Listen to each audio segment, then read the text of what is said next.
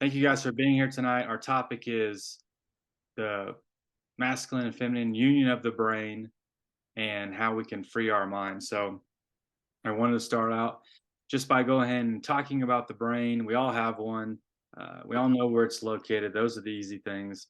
But surely, how to use it to its maximum potential is something that we haven't really been taught in school, and certainly most of us have not yet mastered that. So there's a good reason to bring this topic up tonight to share and to hopefully dive into a topic that is something useful to all of us. We all have a brain, obviously, and let's learn how we can you know more use it. Um, so for the most part, I do believe that we are um, living in a prison of our own minds, of our own creation. Sometimes other people and entities have say in that as well, a little bit. Maybe not say, but at least the intention is to keep us in that prison type state in our mind, where we're really not accessing all of who we are. We're not really accessing all of the parts of the brain, and so we live in this kind of fight or flight mode, a very you know small fraction of what we are capable of. Um, Certainly, we all have the same brain as Albert Einstein or Nikola Tesla. These people probably just learned how to use theirs more to be able to cultivate and understand how to learn and use their brain in a much more higher level than most of us currently do. So we want to break out of that mental slavery that we all pretty much have lived in. And like I said, a lot of it's not. Some of it's not even intentional. You know what I mean? A lot of it can be from our parents, preachers, teachers, the authoritarian figures in our lives that have come along and have you know made us not to think or program us not to believe that we're not as great, we're not as beautiful, we're not as smart as other people. Sometimes not even with that much intention. It's just trying to give people ideas of how the world works, because that's how they actually believe the world works, when it doesn't actually work like that. um, Obviously our belief system creates our world that we live in. So we obviously get a lot of that beliefs from our parents and those other authoritarian figures, and so it's passed down to us. Not necessarily because that's what they want us to believe and think, but that's just what they were taught and their parents were taught and generations before them were taught. So I love this quote by Harriet Tubman. Most of you guys know who she is. She was the conductor of the Underground Railroad, helping Black people escape from the South to the North in the Underground Railroad. And she said, "I freed 1,000 slaves, and I could have freed 1,000 more if only they knew they were slaves." And I tend to want to take this quote and broaden it out. Many of us don't even know that we're slaves. Slaves to our ego, slaves to beliefs, slaves to ways of thinking. Money doesn't grow on trees. All these ideas that we have about life, and we don't even realize how much these ideas put us in our own prison. So the goal for tonight, obviously, then would be to emancipate ourselves from mental slavery and realizing that we can't blame it on anyone else. Bob Marley said it best: none but ourselves can free our own minds. Each and every one of us, it is our responsibility, it's our own duty to free ourselves, because ultimately we allowed ourselves and put ourselves in those situations to begin with. And even if you don't agree with that, and you just want to say it is, hey, my mom told me those things and I believed her, and whatever, it is something. Still, it is, at the very least, it is our responsibility to free our own minds, to wake up from this in prison that we've all lived in. So it really is better to be a mind that is open by wonder than closed by belief, because that belief, those belief systems that we have, put us in this box of what's possible and what can be done. And so being open to new ideas, new things, aliens, at least hearing people out. Like, there's a lot of people who are very religious who won't even hear people out on certain spiritual ideas. Not closing yourself and being that bowl that's already full. That's what I kind of, when I think of like a mind that's closed by belief, it's like your bowl is already full. There's nothing else the universe or anything can put into it. You've already, you close it off. There's nothing. It's full. You can't add anything to it. when our bowl is empty, then we can add the new thoughts, the new ideas, the new revelations. So that's really where we're wanting to go. So I think it's important to understand first and foremost how the brain works a little bit for us to be able to maximize what we or what we're able to use and how we're able to use it. So there are three parts to the brain. One is the reptilian brain. That's our fight or flight mode and all that kind of stuff. And that's what's kind of working all the time. The breathing and survival mode and all that kind of stuff. And then you have the middle brain. The more emotions, the more mammals have that part of the brain, and then our new brain, the neocortex, which makes us humans, makes us different, and that's the majority of the brain. And that's really the part of the brain that we don't really get to stay in as much as possible, especially with the way things are going right now. The way the world is, that there's not enough energy, there's not enough money, the inflation's too high. There's a whole world of fear that's being produced for us that literally creates this survival mode and puts us in that reptilian brain. So we're always, in survival mode, fear mode.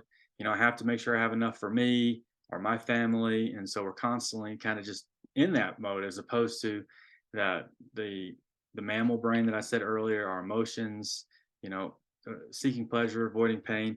Even that's a higher level of thinking, the reptilian brain.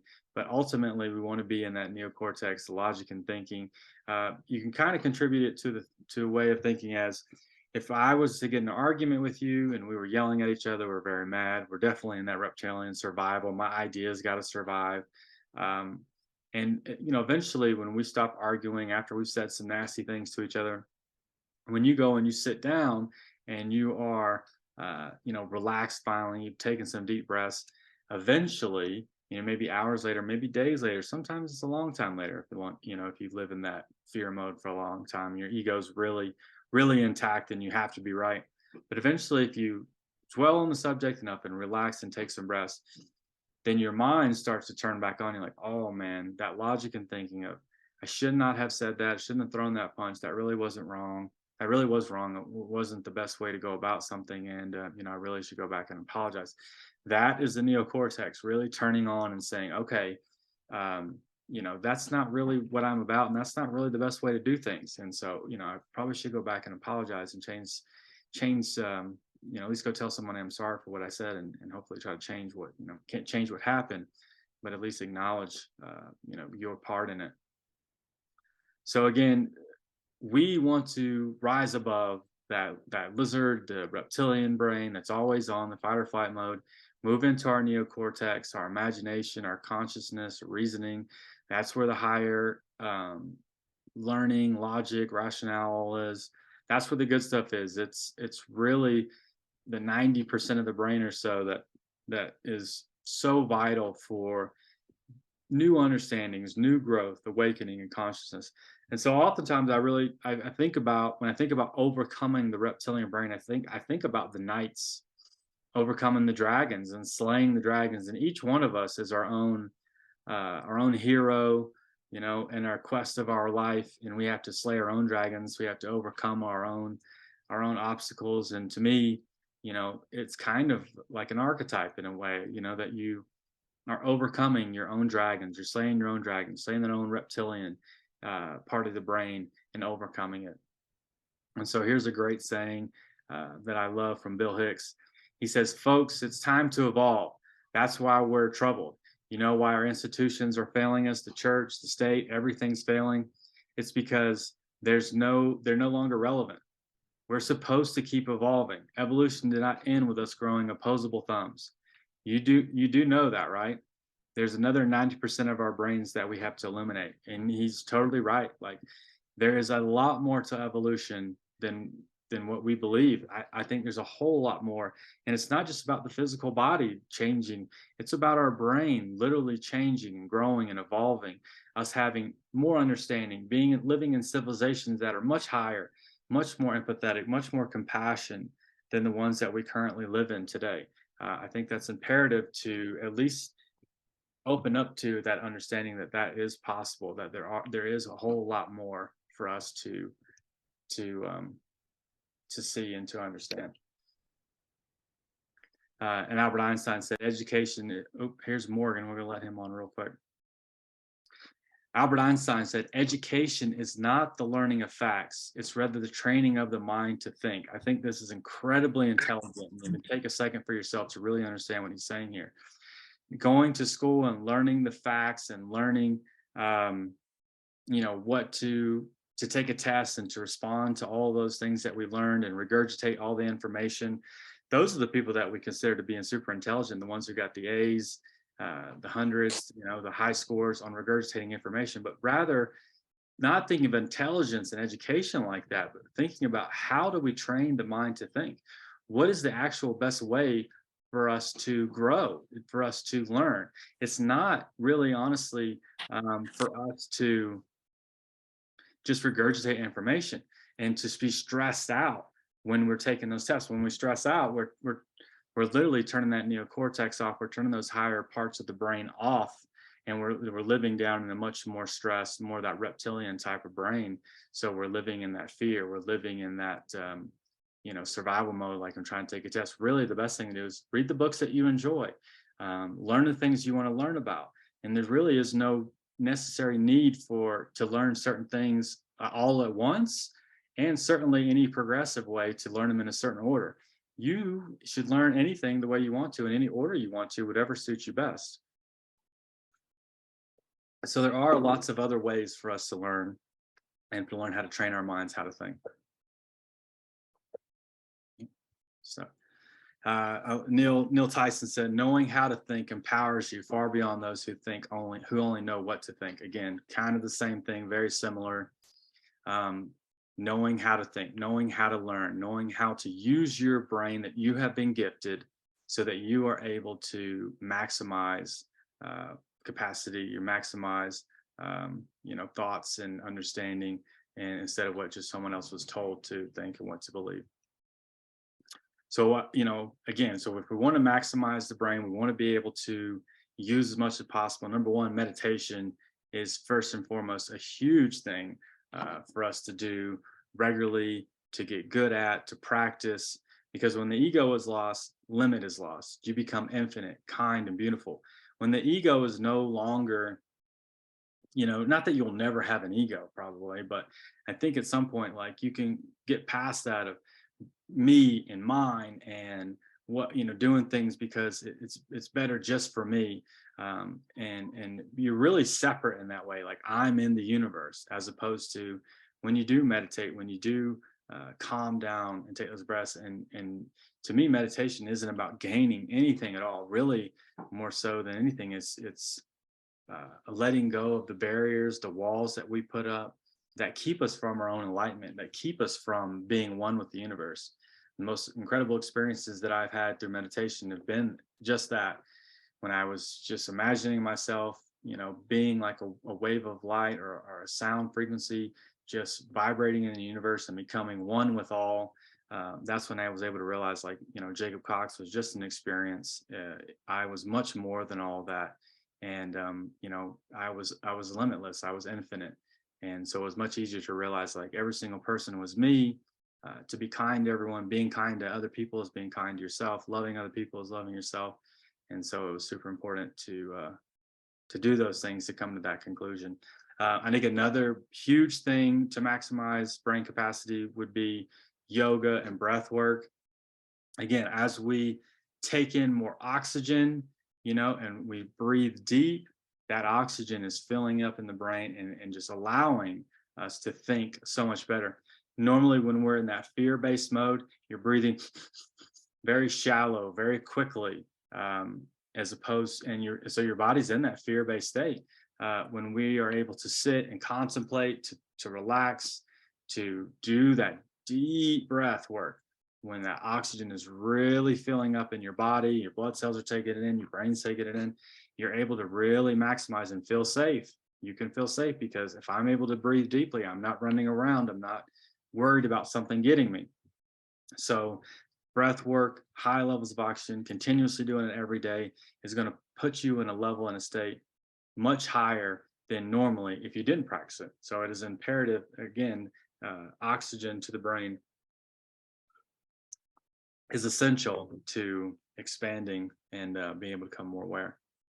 Another thing that's pretty obvious too, the foods that we eat, the organic fruits and vegetables, you know, even if you're going to eat meat or whatever, to eat organic meats, things without a lot of, oh, Justin, come back in, things without any kind of,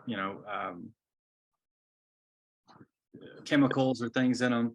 Obviously this statement by Hippocrates, I believe in 100%. Let food be thy medicine and medicine be thy food. Today we're inundated with the pharmaceutical drugs, but seriously, Hippocrates cured people with apple cider vinegar and raw honey and diets. And it's 100% true that what we put into our body is what we are. So we want to put in fresh, organic, fruits and vegetables and clean meats and, those kind of things so that we're not inundated with chemicals and antibiotics and all the things that really just clog up our brain and, bring us to a much lower level than we should be normally. And again, so our thoughts are very powerful. The placebo effect is scientific proof that we have the ability to heal ourselves. Our thoughts are powerful enough to bring things into existence. When will be able to absorb this? Literally knowing that the placebo effect is taking a sugar pill and curing yourself of cancer, curing yourself of disease, even though there's no technical medicine in it or anything. So our thoughts are very powerful. Understanding that, realizing that is imperative, again, to maximizing brain capacity. And so you don't want to stay in a state where you're depressed all day. You don't want to stay in a state where you are angry. Let those things go, move on, and find a higher order of thinking. The greatest discovery of our generation is that human beings can alter their lives by altering their attitudes of mind. As you think, so shall it be. And that is imperative to, maximizing your life. What you dwell on, what you constantly hark about. Carl Jung said, what you resist persist. So even, getting angry about the crappy things that happen in your day, and then on top of that, getting emotional about that. There are many times where there are things that happen in my life. I would literally tell people about the crappy things that I hated in my life. And then to turn around the next day and someone thought it would be funny to take those exact things and put more of them into my life. And I realized, wow, how powerful it is to get emotional about the things that I don't like, because if I tell people about it and get emotional about it, then it comes back more. Why even focus on those things at all? If I don't want that, don't focus on it. The universe is a non-judgmental place. Whatever you think about and get emotional about, the universe just assumes, oh, that's what you like. That's what you want to talk about. That's what you want to feel about. Here's some more of that stuff to think about and feel about and talk about. So you have to be very careful what we continuously think about and what we continuously feel, because the universe is going to amplify that and keep giving us more and more. And again, the positive emotions can increase the brain's ability to make good decisions. So, a lot of times I tell people, we've been brainwashed to think a certain way, to feel a certain way. We've been programmed by television and, like I said, these authoritarian figures in our life. So it's really imperative to go back and change it all up, brainwash yourself again to, literally convince yourself that you're happy. Convince yourself that, your happiness can be tied to nothing else, not because you're healthy, because you're, have a wife and kids, or because you have money in the bank or cars, whatever it is. You don't have to have any of that stuff. You can literally just be happy just because you want to be happy. That is something you can give yourself permission on.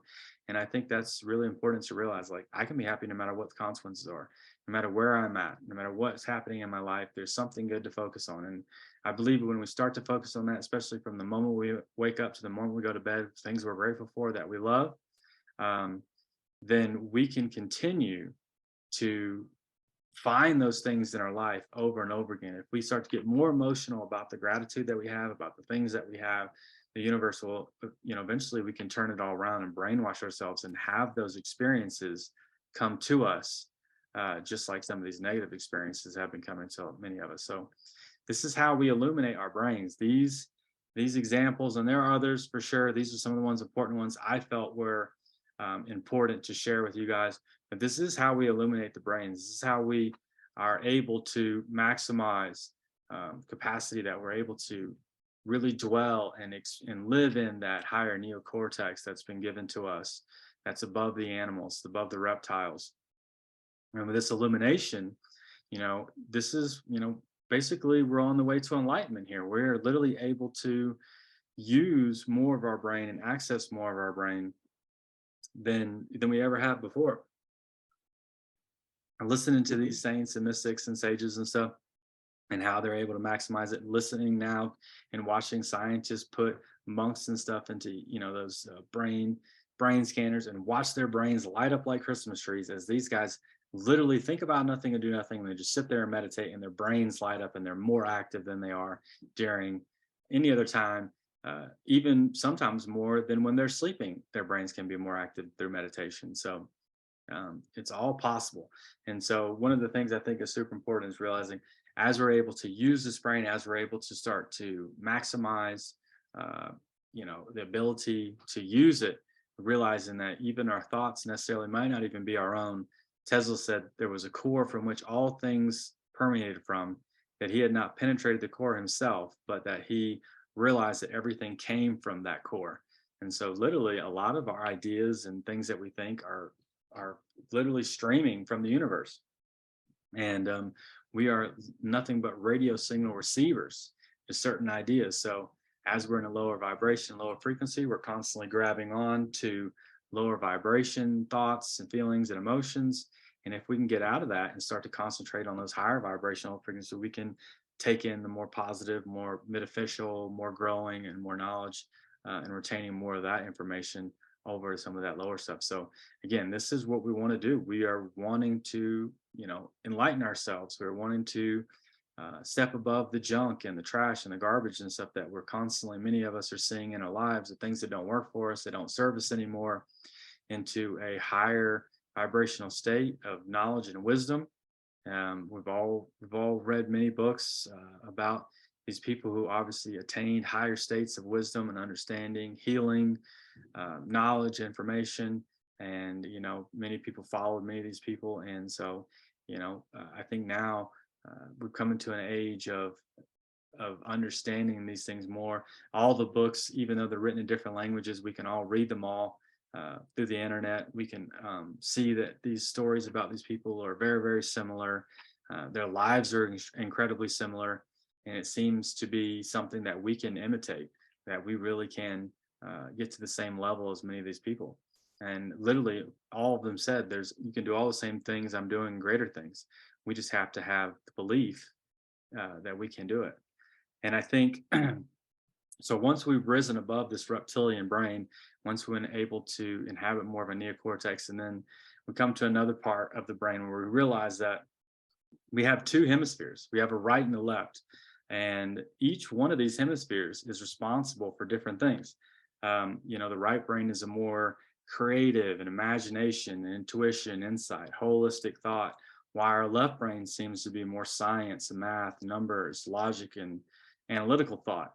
And so realizing in today's world, we are actually more left brain, much more left brain. That's why 90 something percent of all people write with their right hand, because the left brain is responsible for that, as the left-handed people would be more right brained.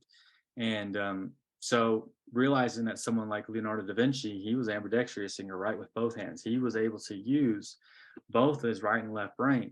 And so there is a huge benefit to learning how to balance out these two halves of the brain for your benefit. And one of the things I think is super important here to say is, I believe the left brain is our male side, and I believe the right brain is our female side. So we tend to see, like I said, the science, education, the analysis and stuff on the left side of the brain, and the creativity and the art and the inspiration and imagination on the right side. So these are obviously, you can kind of tell that they are kind of tend to lean towards masculine and feminine ideas. And like I said, if we are inhabiting, and it's not even a question if we definitely are inhabiting more of our left side of our brain. And that's why we have had what seems to be some kind of a patriarch type of world, right? Where men have ruled for a long time. because we live in that left brain. But as we have in this generation and generation, few generations before us, starting to have it more of that right brain, we start to see, women start to pick up and be able to take, leadership roles in places. And um, we are able to bring that right brain up and habit more of that. And then we need to learn how to balance the two. It is imperative for us to learn to balance out the two sides of these hemispheres as one. Not that one is better than the other, certainly not. It's definitely not anything I'm trying to say. Both of these would be incomplete if we only dwelled in the right brain and we were left-handed. We would still have the problems of today that we have in just a different way. Um, and the same thing with left brain. We're not completely there. We have to inhabit both ends to be balanced, to have a world that works for everyone, to have a world that works for equality and those kind of things. It really is something that we need to really open our minds to consider both sides of these brains, and realizing that one's not better than the other, that they both have great things to each one. And it really is, it's a one system, and if we only inhabit one, it's very off balance, it's very off key. And so it's a necessity for us to learn how to encompass both sides of these hemispheres again, so that we can have a much more oneness with ourselves. And I would even like to say that I think it's almost like a marriage. We're literally marrying the male and the male side, the left side, and the feminine side, the right side. We're like marrying them together as one, so that they do come together, and we are able to really dwell in holistic and logical reasoning at the same time, and knowing that both are necessities, and there are right times and places for both. And then there are times when it's great to marry the two, and so that we can come up with even deeper understandings. Like, to me, science and spirituality are not separate from one another, but they both give me a great opportunity to grow. And knowing both of them helps me understand. If I was only to dwell in science or spirituality, I think there would be a loss there for me, because I would not be seeing one side or the other. The contrast is imperative.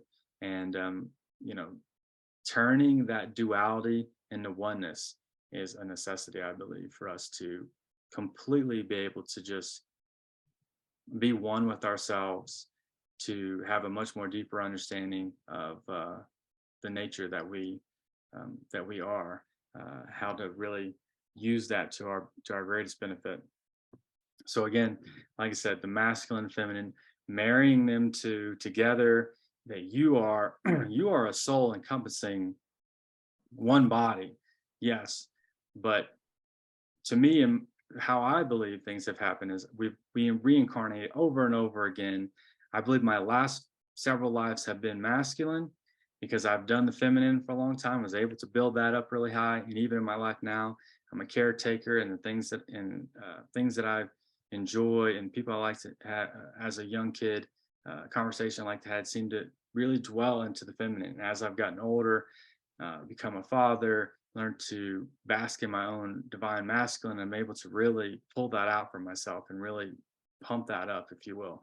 And so I think it's just imperative for us to marry these two brains together, these two dualities together, to become one, to realizing that there really is no benefit for one to be above the other, be below the other, that really standing side by side, being equal, being balanced, is the way that we're going to be able to use it to our maximum capacity to grow and to learn the best we can. So that balance is incredibly important. Knowing that you have qualities that are masculine and you have qualities that are feminine, and you should not suppress one or the other because of the body that you lie in. It is imperative that you, um, if someone put themselves on mute, I can hear you. It is imperative for you to balance those out. And for me personally, as a caretaker working with kids, there are times when that, masculine authoritarian figure coming out and, setting boundaries and things like that, being protective, providing is great. And then sometimes there's situations where it could switch quickly, where I need to be a nurturer, need to, be in that feminine and be caring and kind and loving. all of a sudden. And if I can able to flow back and forth between those two, I'm much easier for me to do well in my job, if I'm able to fluidly move back and forth between those two polarities, as opposed if I was just to stay in one, it'd be really tough, I think. So there are times when the contrast is definitely necessary. There are times when it's good to move back and forth, but certainly just to identify as one or the other will keep you incredibly unbalanced and probably be tough on you in life throughout your life. So again, we talked about Leonardo da Vinci earlier. He was ambidextrous. One of the quotes that he said was, "Principles for the development of a complete mind. Study the science of art and study the art of science. Develop your senses, especially learn how to see. Realize that everything connects to everything else." Again, it's one brain, two halves.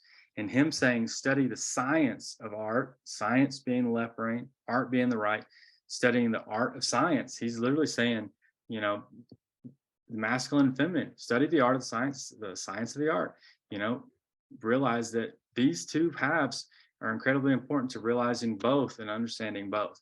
I think that's a really deep quote, and it's very true.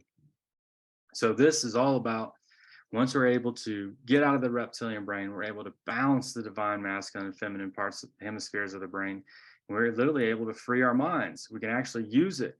We can occupy it and realize that the revolution that we really seek is not outside of ourselves. It's literally inside of ourselves. We are able to change the world by changing ourselves. That's exactly what Gandhi said. Be the change you want to see in the world. Why? Because the change that you want to see begins with you. If I change myself, I am part of the world. I am not separate from it. I am literally a part of it. So by changing myself, I am changing the world. So that's to tell you straight up that our thoughts are energy, they are real, and they have power. And so what we, continuously think about and feel about, is what we're going to attract and bring to us over and over again. So continually think about the things that make us grow, that help us, to help us understand, wisdom, consciousness. That's what I want to concentrate on these days. I'm like anybody else, and I get stuck on some things certain times, and but I know eventually, like, hey, I got to stop this and let it go. I'm not mad at myself. I'm not angry at myself for thinking a certain thought or being stuck somewhere for a second. Just let it go after a while. I'm not going to stay there. There's too many other important things to think about, to dwell on, that I want to concentrate on, that mean more to me than something that doesn't really serve me enough.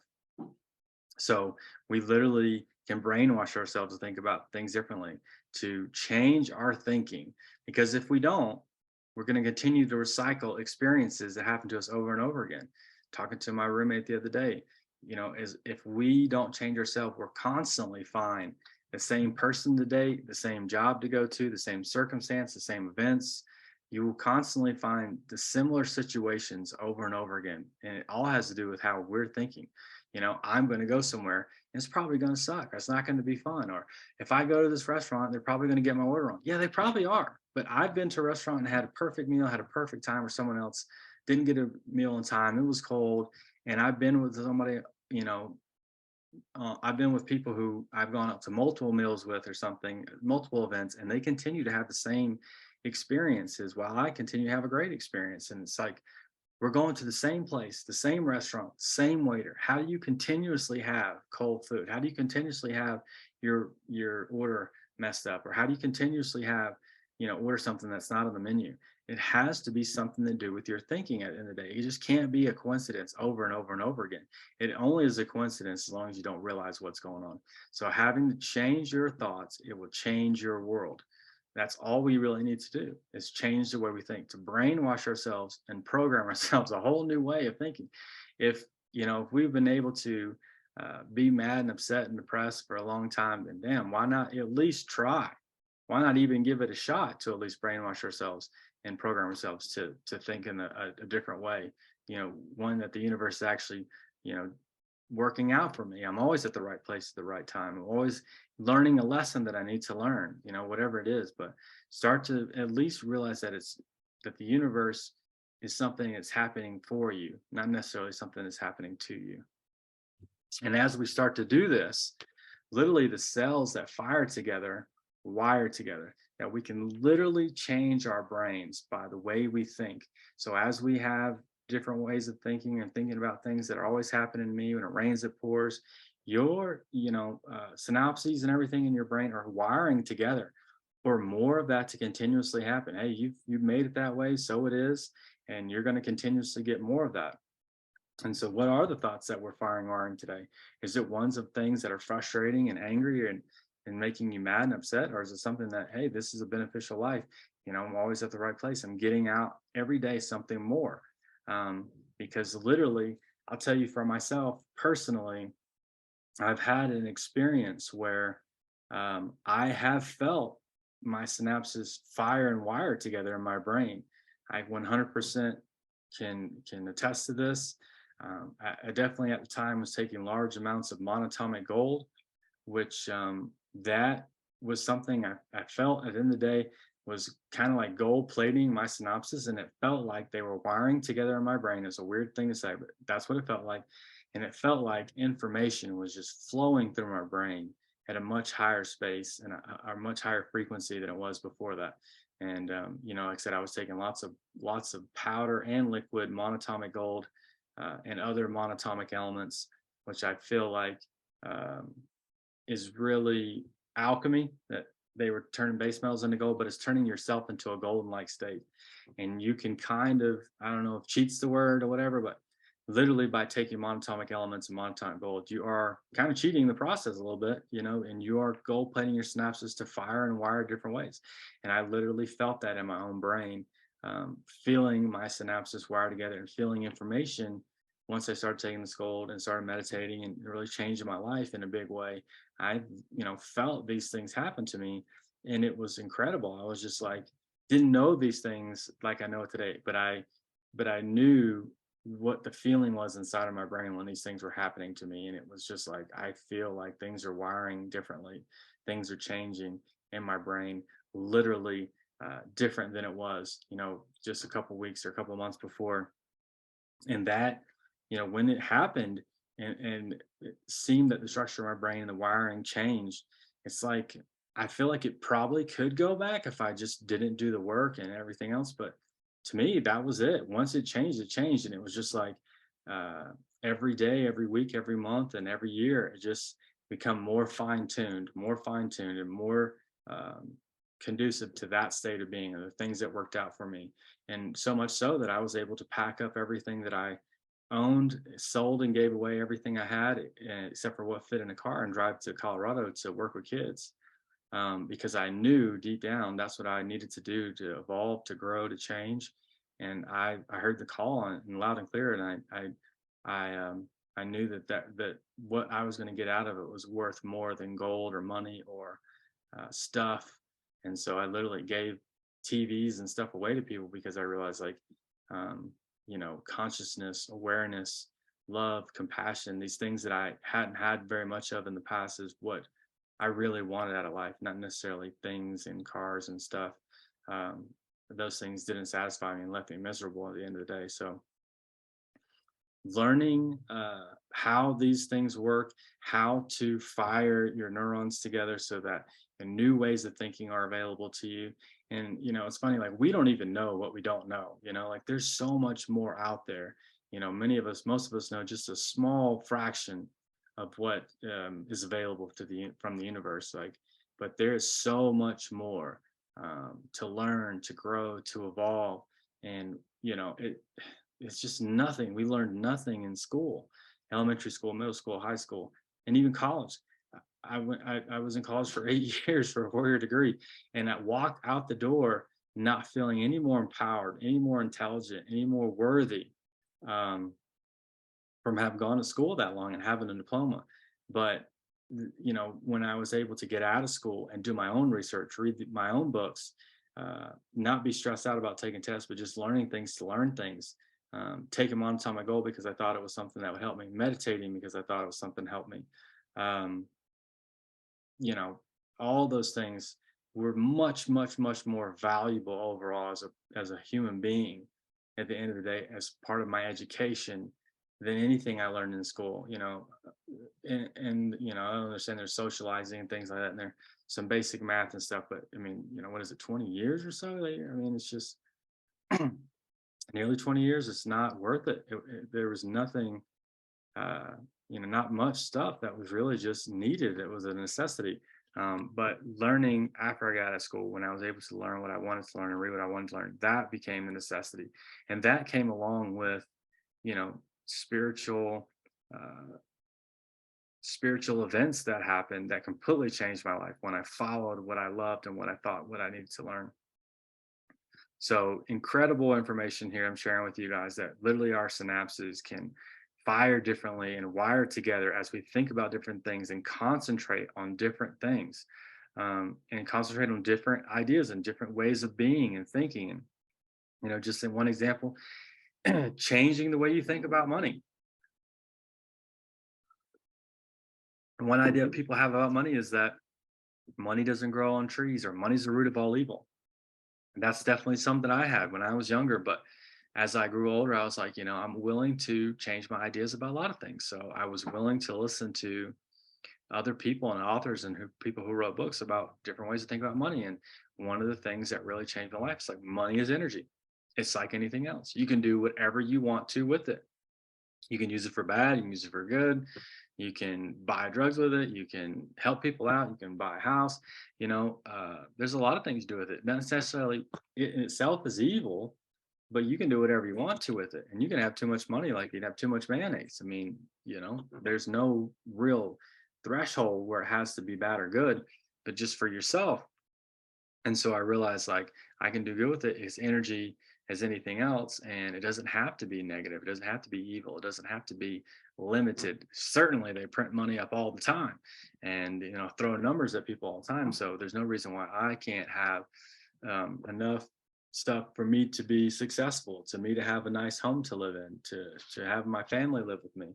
So like I said, I think a lot of times we just have to realize that certain ideas and things that we have, we should be open to hearing new ideas of how those things can evolve and grow and be different, and not just sit down and, you know, dwell in my belief is right and not willing to change it by any means necessary. That's going to keep you from evolving more. Always listening to somebody else's point of view. You don't have to believe it or not believe it, but be open and listen so that you can have those epiphanies, those revelations, those aha moments or eureka moments. The light bulb goes off in your head. I've definitely had many moments now where that light bulb went off in my head. One in particular was dating some girl, said something to me in my living room one day, and then dating another girl within a couple months, and that was ending. And that girl said the same thing to me, and standing in almost the exact same places in my living room. She said the same thing to me, and the light bulb went off in my head, and I realized like I could move to another state, another country, or another planet. And if I was to date someone right now, I would find the same person. They may look different culturally, different hair color, different backgrounds, whatever. But I was going to continuously date the same person until I changed the person that I was. Once I changed the person I was, then I would find different people. If I found myself being the best person I could be, being authentic, being real, I would find others doing the same thing. But if I was a liar, a cheat, and those kind of things, I would find other people who were doing the same thing. And that made me realize that that's that law, doing to others as as you want them to do it to you. That is the law of the universe. It's just like that's what you're going to get. What you put out is literally what you're going to get back. So you realize, eureka, I found it, I figured it out. And that's one of many things, that I've had in my lifetime now to realize like, oh my God, that's a big moment for me to realize like, if I continue to date the same person, or if I continue not to change myself, then I'm going to date the same person. So why not now work on myself and change who I am so that I can experience a new reality? Because I'm never going to really change anything unless I change myself first. So I thought that was imperative, first and foremost, to not even date anybody for years. And I was just practicing being celibate and working on myself, and how important that was to me to really be able to stand up and say one day, like, I have really done some work, I've really worked hard to be the best me I can be, so that I can be more aware and be able to look at people now and say, if I was to date that person, I can guarantee I know exactly where it would go. So I'm able to say, oops, no, I'm not willing to give in to that same old situation and paradigm. I'm willing to forego it. And when I was able to find better relationships and better events and circumstance for myself. So as we're talking about the brain changing, rewiring of the brain, this is also called brain plasticity or neuroplasticity. So this is literally truth, science I'm telling you guys about. So the reason they call it plastic is because plastic can be molded or changed. So brain plasticity or neuroplasticity is the ability to change its structure and relocate functions into different areas of neuronal networks. Brain plasticity can occur at the beginning of life, in the case of a brain injury, or throughout life when we learn new things and memories are formed. So when you're a kid, your brain is super plastic. Every time you learn how to hold a cup, when you learn how to walk, when you learn how to talk, your brain is creating little wrinkles in your brain as it happens. Every time you learn something new, like I said, learn how to walk, talk, hold a cup, hold a fork, whatever it is. And as you get older, it starts to slow down a little bit. But as I was in the same kind of state when I'm taking this gold and everything, there was a moment on a Thanksgiving day more than 10 years ago that I was just talking with a bunch of people. People were really listening to me. I was really feeling good. I was in the flow. And I got home and I got on a phone call with a friend who went to a David Wilcock conference with me. And we were just chatting about different things. And I was just feeling it flowing and going. And, all of a sudden I felt a wrinkle happen in my brain. I felt that feeling. I didn't really know about brain plasticity or anything at that point. But I told him, I was like, oh my God, dude, I just felt a wrinkle happen in my brain. And I can tell you right now that that means I'm more intelligent than I was before I had it. And I was like, it was like a learning experience type thing. And he said, look it up. And we did. And we looked it up. And that's when I found brain plasticity and neuroplasticity. It's a scientific fact. Those people who have more wrinkles in their brain are more intelligent. So what's happening is the brain is wrinkling up and creating more surface area of the brain, and so that is creating, more capacity. You're able to take in more. You've learned more things. So it's not something that has to stop because you're no longer a child or a teenager or whatever. You and I can continuously learn more, but we've got to be like those little kids again. We've got to be wide-eyed and bushy-tailed and ready for new information, new ideas, that all the mystery of the universe have not been, solved yet, that the theories that they tell us how the moon got there, and different theories of how we've evolved and what's happened in history, they're not all true. There's a lot more for us to learn and to evolve and to figure out. So to be excited about information and new ideas is imperative for to have more brain plasticity. You want to be able to, you know to be open to new ideas, to new things. This is certainly going to, allow you. I'm not going to claim that you're going to feel it. That's something that happened to me. I haven't ever heard or talked to anyone that said that happened to them and they felt that. But I would say anytime you had an aha or eureka moment or a revelation, certainly I believe that's what's happening. Your brain is physically changing form in those moments. You may not have felt it, but I do believe that is exactly what's happening. So your brain is becoming more wrinkled, more surface area as you're learning new ideas. And so here's something, and this is going to be for a whole nother topic. So, but I will give you a little bit of insight to this. If you look at this picture of this Buddha, right, and you look at his head, and then you look on the top of his head, and he has this little bun, right? And most of us probably never thought much about it. And to realize, like, when you look at Buddhas, all over the world, they all have this bun, and a lot of times their hair is like this. And you go back and you look, and that kind of, looks a little wrinkly, like the brain a bit.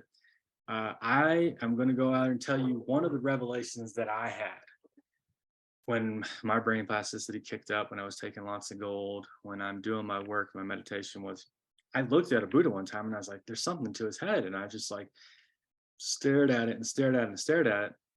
And to the point where I was like, oh my God, I had a revelation. I was like, that's not his hair. That's not his hair. Sorry. I was like, that's his head. In the Bible and other books, they talk about a crown of life that can't be taken away from you. Now, Jesus is not really pictured like this. However, I do believe when they took the crown of thorns and they wrapped it around his head, they wrapped it around this bun that's on top of his head.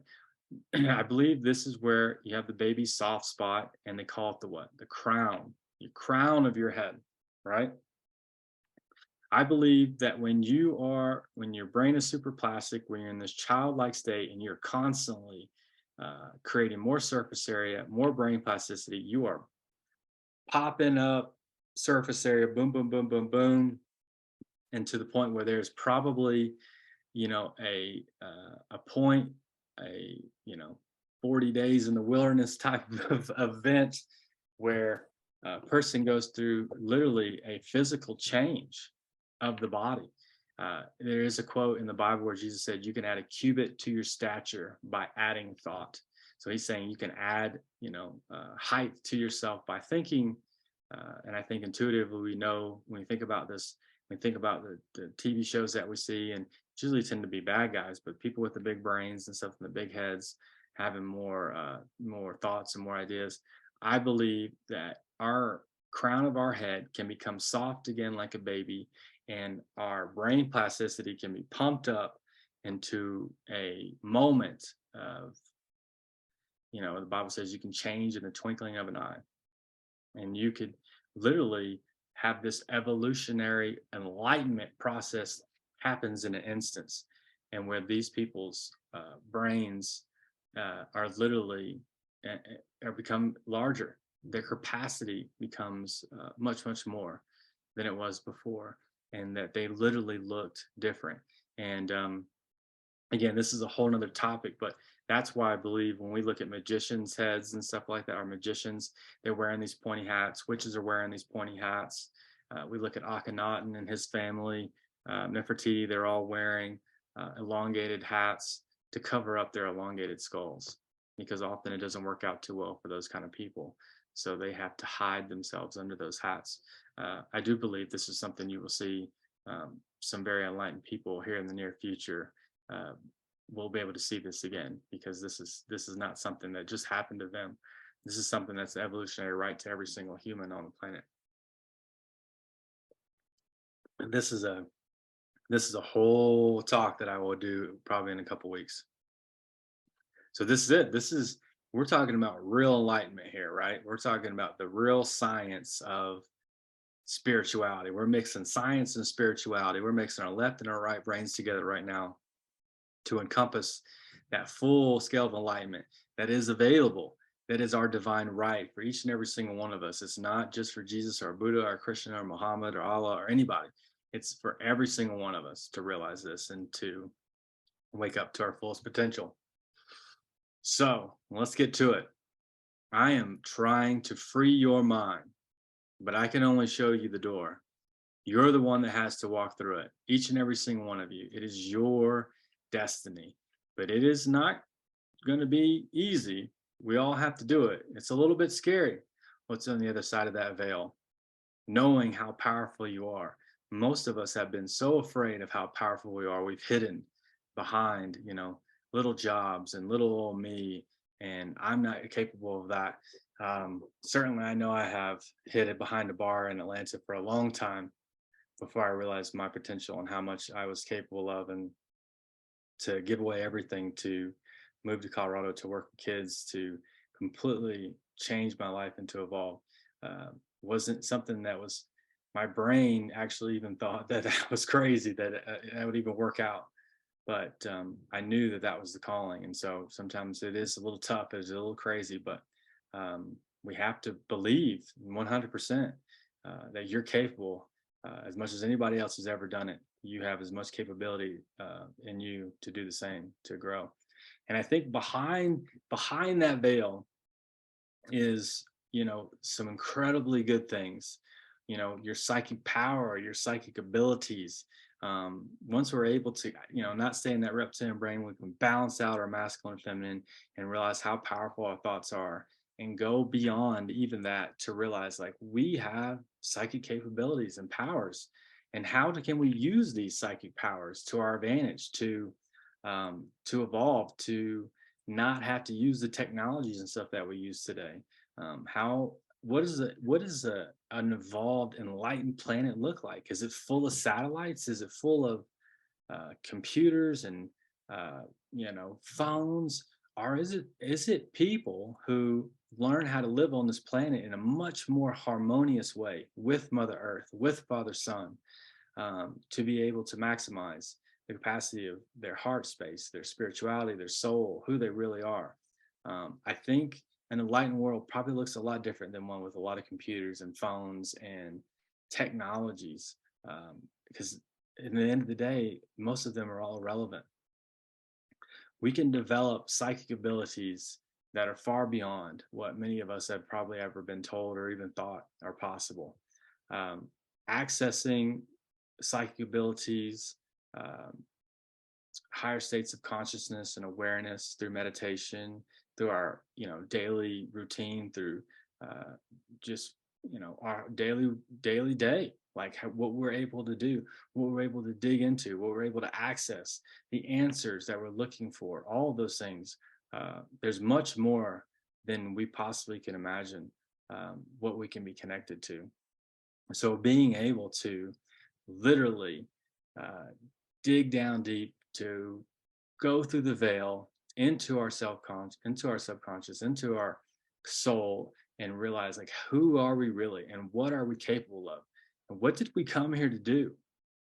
Have we forgot it, we thought it was a job or to do this or do that, but I think ultimately one of the biggest things we do is to come to learn unconditional love and to love ourselves, to be able to become one again with the universe. That when we come into our lives and we have this experience of being, Jacob Cox from Athens, Georgia, and thinking that's all I am and I'm separate, and you know, really diving down deep into who am I really? Is that really who I am? This, my skin and my hair, and my name, where I'm from, or is there a lot more to it than that? I'm a lot more than that.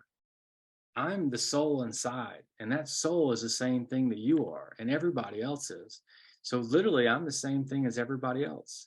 And so we're all part of the same thing. We're all like waves of the ocean in the ocean, and there's no separation. And I've had those experiences through meditation and other things that have made me realize how incredible I really am, and that I've been playing a small part, and I'm the lead actor in my own story. I'm the hero of my own story, looking for somebody else to save me or looking for a relationship to make me happy. At the end of the day, none of those things are going to make me happy. None of those things are going to help me feel in tune with the universe. I had to do it for myself, which is everyone else has to do. You have to do it for yourself to get in tune with the universe, so that the light and the consciousness and awareness that flows to the universe flows through you and lights you up, and so that you're able to you know do the same for others. I mean, I don't think you have to convince anybody. If you have it, if you've done it, if you've done the work, they see it, they recognize it. It doesn't matter what you want to call yourself, what religion you subscribe to, what culture you're from. When you have that factor, when you've done that work, when you are you know happy for no reason, when you're in tune with your emotions and your feelings, people realize it. When you can move audiences by telling your story because it means something to you, and you're willing to share it to help others, man, those are the kind of things that move people. It's not necessarily titles and how much money you have and what's your business suit, how much it costs. It's, can you move mountains with who you really are? And I think each one, every single one of us can do that. Each of us have had incredible challenges in our life, and things that we can share, and a story that we can tell others that can help each other out. So we all have these psychic abilities. We all have this incredible story to tell. It's imperative to realize that we have much more capabilities than we've been told. There's so many abilities that we can interact with each other. I mean, there's telepathy. You don't even need a telephone. You can literally, if you know someone well enough, you're in tune with someone. I mean, we've all had that conversation, or we've all been, thinking about someone, and then pick up the phone, and then they're calling you, and you're picking up and you're like, oh my God, I was just about to call you. When you're in tune with people, those things that are available to us, you don't even need telephone. We can literally talk to each other with telepathy. There's so many abilities. I mean, just a few. Telepathy is one. Obviously, I was talking about that time and space are not limited. You can talk to anyone and feel anyone anywhere around the planet if you want to. Um, Precognition, knowing and predicting future events that are already anticipated or are subsequently experienced, whereby the prediction can be related to a few seconds or many years that you can know. I've definitely had that. I've had many experiences like that where I knew that a conversation was going to happen with friends, and then a couple of days later it happened. Mediumship, being able to talk to and interact with those who've already transferred over, supernatural beings, angels, spirits, and stuff like that. Telekinesis, the movement of objects to the power of the human consciousness without touching them. Clairvoyance, clairaudience, clairsentience. There are so many. These are just a few. There are so many incredible psychic abilities that each and every single one of us have. And it's not like, I don't even know about those things. How could I be good at those? Once you learn how to stay out of that reptilian brain, to balance the brains, to be aware and to understand that you have these abilities, they just start to come. They start to happen for you. They just start to be more easy for you to see and understand. I mean, I can look into situations, events, people. I can see the future in many instances and how things are going to work out for people. And someone's going to break up and they're like, oh, we're going to be together forever. And like, they're not going to make it 5 months. And you know what I mean? Like there are so many things like that that I'm able to tune into. And it's incredible, the ability that I have and the awareness level that I have now as opposed to 10 years ago. And as I like I said beginning, eat and eat the right foods, breathe in oxygen, do the yoga, do the meditation. As I do those things more and more in tune and I do them better, I'm even more clear than I am sometimes, but I'm always moving forward. But there are definitely moments when I'm doing the work that I'm even more clear than I was if I'm not as doing it as much as I should be, or I'm not on it as much as I should be. But certainly, I know that I've experienced many, if not most, of all of these abilities at some level, at some point, and I know that no one's more special than anybody else. Every single person has the right to be able to use these and understand these abilities as much as anybody else. And here's a few more. There's so many.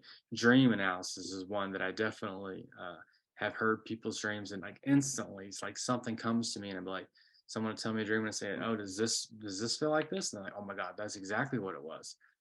Channeling. I don't know if you guys have heard people like Bashar or Daryl Anka, he does this Bashar, or JZ Knight does Romp the Enlightened one. There's so many good channelers that are just amazing, and like they literally hook these people up to EKGs and they watch their brain levels. Ramtha has for sure, and watch their brain levels. And when she's in channeling Ramtha, she literally is accessing more of her brain. Her brain is more active than when she's even asleep. So they know 100% that channeling is a real thing. People who can see auras. There's so many things that are out there and well beyond these two lists that I just gave you guys. But there's so many things that each one of us can access that far beyond what than most of us think is even possible. I mean, anything that you've ever heard of, walking on water, flying around. I mean, I I don't know that it's something you would be able to do all day, every day. Probably, sure. But I think if it's a need, if it's something you need to do, if you need to get to the boat and you're on the shore, you can get there. Um, you got to be in tune. You got to be doing your work. You have to be realizing that you're all one with all it is. Even when I think it was Peter and he was, Jesus is walking up to the boat and walking on water. And he said, if the Lord, if that's you, I want to come. I want to walk on water too. He's like, come on. And he starts to walk on water too. And then the thunder and lightning happens, and then he becomes afraid, and that's when he sinks. It was the fear that pulled him down. And Jesus went over there and walked and grabbed and pulled him up and says, ye of little faith, if you only had the faith of a mustard seed, if you only believed a little bit and turned that little bit of faith into a huge tree, you could do it. All of us can do it. All of us have that. And he didn't say it's only me. I'm the only person that has a right to do this. I'm the only son of God. No, dude. The only son of God is someone who's perfect, our daughter of God, someone who's perfect in love and their compassion and free will and allowing everyone to be who they are, but being honest with integrity. That's the kind of person that literally is the only son. It's not that they're the only one that ever can be or ever will be, but when you reflect that of the universe of God, God is a free will, loving, unconditional source, and we're all part of that. So there's so many incredibly cool things. I wish, and we'll probably end up doing a session on each and every single one of these abilities and a few more, just to talk about them. I think it'd be a fun thing to get into more of, and do some questions and conversations about it. So that'll be something that happens later. But um, this is it. This is the great awakening of the mind that each and every one of us have. Each and every single one of us can awaken our brain and illuminate so much more of what's available to us, to be able to, uh, you know, be the best person that we can be the best, you can be, to become enlightened. There's so much more of that brain that we can work with constantly on a regular basis. It's incredible. So, and after we do that, of course, once we are waking up to our full potential, we are the enlightened ones. We're the masters of the universe. We're the Messiah, the anointed one. Of course, Buddha wasn't his real name. Buddha was a title. Christ wasn't a name. It's a title. I even think Jesus in general is probably part of the title. Jesus, Jesus, the the master of 12 disciples, like Zeus was. These are all titles that these people endured. I even believe Mary of Magdalene, Mother Mary. I believe Mary is a title. She was married. Her left brain and right brain were married together as one. They were enlightened beings. I think these are all titles. But certainly they're describing individuals with a higher in-depth understanding of the universe, and masters of themselves, masters of discipline, masters of this understanding and this knowingness. So, and I believe from what I've read, all the ones that have seen have gotten there have all said and let us know that these are all things you can do too. There's nothing that I'm doing that you can't do. You can do all these things and greater things, each and every one of us. So us seeing them, and I think a lot of times just asking that kind of presence to incarnate into you, allow that presence to come into yourself to help change you and guide you, is imperative to illuminating the brain and becoming these enlightened beings that each and every one of us have the capacity to be. So thank you guys all for being here tonight. I'm incredibly grateful for every single one of you. I hope again you guys will join us again for another session. And thanks for joining my mystery school for tonight.